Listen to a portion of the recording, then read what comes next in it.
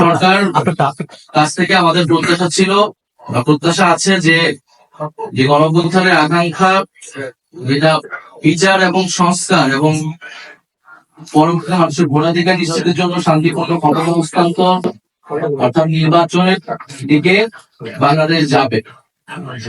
এই অন্তর্বর্তী সরকার আসলে কি শুধুই নির্বাচনকালীন সরকার নাকি গণঅভ্যুত্থানের আকাঙ্ক্ষা বাস্তবায়নের সরকার?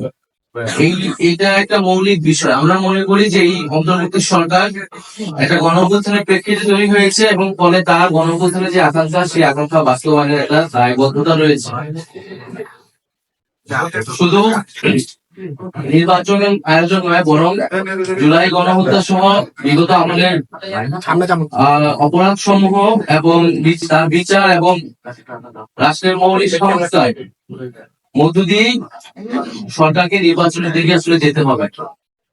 আমরা আমাদের প্রত্যাশা বা আমাদের আহ্বান থাকবে যে ডক্টর মোহাম্মদ ইউনূস তিনি দায়িত্বে থেকেই রাজনৈতিক ভাবে সকল পক্ষের সাথে আলোচনা করে একটা সমাধানের দিকে যাবে।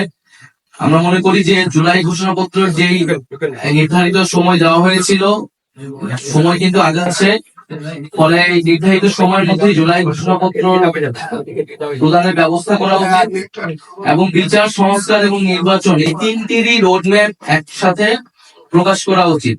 তাহলে জনমনে এবং সকল রাজনৈতিক দলগুলোর মধ্যে এক ধরনের স্বস্তি তৈরি হবে, আস্থার জায়গা তৈরি হবে। ফলে আমাদের অন্তর্বর্তী সরকারের প্রতি আহ্বান, জুলাই ঘোষণাপত্র এবং বিচার, সংস্কার এবং নির্বাচনের রোডম্যাপ একত্রে ঘোষণা করা এবং সব পক্ষের সাথে আলোচনা করে একটা সুষ্ঠু সমাধানের দিকে যাও। পাশাপাশি রাজনৈতিক দলগুলো এবং আমাদের জনগণের প্রত্যেকেরই আসলে দায়িত্বশীল আচরণ করতে হবে। বাংলাদেশের বর্তমান পরিস্থিতি, জাতীয় নিরাপত্তা এবং ভবিষ্যৎ পরবর্তী বাংলাদেশের কথা ভেবে সকলেই সেই দায়িত্বশীল আচরণ করব আমরা এবং আলাপ আলোচনার মধ্যে দিয়ে সমাধানের দিকে যাবো, সেটা আমাদের প্রত্যাশা। দ্বিতীয় আরেকটি বিষয় হচ্ছে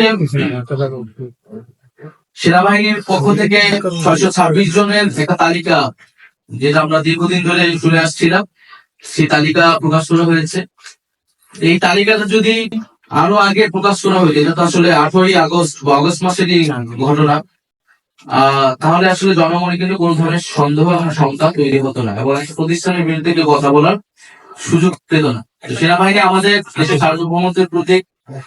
আমরা চাই যে এবং সেনাবাহিনী এই গণঅভ্যুত্থান এবং পরবর্তী সময়ে যে ভূমিকা পালন করতেছে সেটা অবশ্যই গুরুত্বপূর্ণ, কিন্তু একই সাথে আমাদের রাজনৈতিক ইতিহাস আমরা বিভিন্ন সময় দেখেছি সেনাবাহিনীর সাথে রাজনীতির একটা সম্পর্ক কখনো কখনো তৈরি হয়।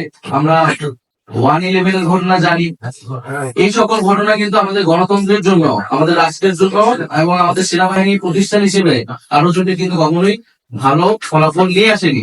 তবে সেই বিষয়টা যাতে আমরা সকলেই বিবেচনা করি, যার যেটা কাজ, যার যেটা দায়িত্ব, সেটাই যাতে পালন করে।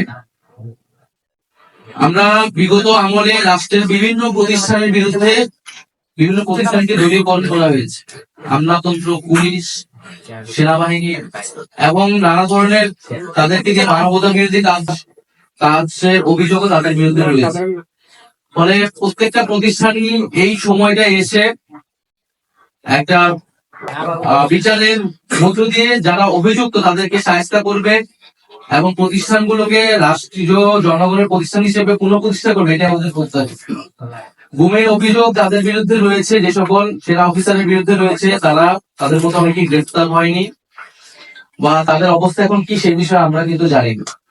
মানে এই বিষয়গুলো সুস্পষ্ট করলে সেনাবাহিনী প্রতিষ্ঠান হিসেবে আরো বেশি জনগণের আস্থার জায়গাটা পাবে এবং আমরা সেই আস্থার জায়গাটাকে সেনাবাহিনীকে দেখতে চাই। এছাড়া যেই আওয়ামী আমলে নির্বাচনগুলো আদালতে গিয়ে এক ধরনের বৈধতা নেওয়ার চেষ্টা করা হচ্ছে, নির্বাচনগুলোকে বৈধতা দেওয়ার চেষ্টা করা হচ্ছে। আমরা মনে করি যে এটা একটা বিশৃঙ্খলা তৈরি করবে। আওয়ামী আমলের সকল নির্বাচনকে কিন্তু আমরা ফ্যাসিবাদ বিরোধী সকল রাজনৈতিক দলই অবৈধ হিসেবেই ঘোষণা করেছি, অবৈধ হিসেবে আখ্যা দেই। ফলে সেই নির্বাচন নিয়ে বিশৃঙ্খলা তৈরি করার চেষ্টা না করে আমাদের স্থানীয় সরকার নির্বাচনের দিকে যাওয়া উচিত স্থানীয় সরকার নির্বাচনের ফলে মাধ্যমে নাগরিক যে দুর্ভোগ সেটি আসলে দূর হবে। আমরা নির্বাচন কমিশন নিয়ে বলেছি, নির্বাচন কমিশন আমাদের যে কর্মসূচি ছিল, নির্বাচন কমিশন যে নিরপেক্ষতা, যে আস্থা, সেই আস্থাটা হারিয়েছে বলে আমরা মনে করব। নির্বাচন কমিশন যদি সেই আস্থার জায়গা ধরে রাখতে না পারে, তাহলে এই নির্বাচন কমিশনের পক্ষে একটা সুষ্ঠু নির্বাচন দেওয়া সম্ভব না। ফলে নির্বাচন কমিশনকে সেই আস্থার জায়গায় আসার চেষ্টা করতে হবে, অথবা তাকে দায়িত্ব ছেড়ে দিতে হবে বলে আমরা মনে করি। সর্বশেষ, যে দুই ছাত্র উপদেষ্টা অন্তর্বর্তী সরকারে রয়েছে, তাদের সাথে জাতীয় নাগরিক পার্টি